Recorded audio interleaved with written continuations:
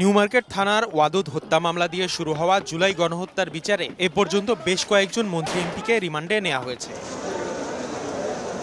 এরই ধারাবাহিকতায় মঙ্গলবার সকালে ঢাকার সিএমএম আদালতে তোলা হয় আওয়ামী লীগের উপদেষ্টা মণ্ডলীর সদস্য আমির হোসেন আমু ও সাবেক সংসদ সদস্য ধীরেন্দ্র দেবনাথ শম্ভুকে। বরগুনা ১ আসনের সাবেক সংসদ সদস্য শম্ভুর ১০ দিনের পুলিশি জিজ্ঞাসাবাদের আবেদন করেন তদন্তকারী কর্মকর্তা। শুনানিতে তার আইনজীবীরা রিমান্ড বাতিলপূর্বক জামিন আবেদন করলে তা নাকচ করেন বিচারক। পরে ৬ দিনের রিমান্ডের আদেশ দেওয়া হয়। ঘটনাস্থলে তিনি ছিলেন না এবং এই মামলার সাথে সম্পৃক্ত কোনো বিষয়বস্তুর সাথেও তিনি ছিলেন না। তাকে এই মামলায় শুধুমাত্র রাজনৈতিকভাবে হয়রানি করার জন্য নেওয়া হয়েছে। তিনি সম্পূর্ণ নির্দোষ এবং নিরপরাধ।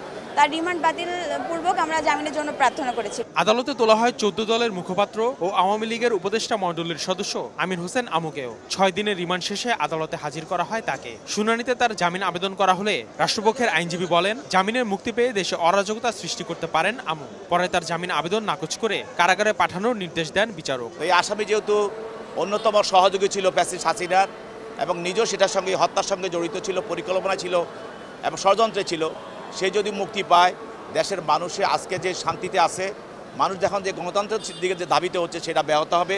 এদিকে কেরানীগঞ্জ মডেল থানার হত্যা মামলায় আওয়ামী লীগের সাধারণ সম্পাদক ওবায়দুল কাদেরের ব্যক্তিগত সহকারী আব্দুল মতিনের ৩ দিনের রিমান্ড দিয়েছেন ঢাকার সিজেএম আদালত।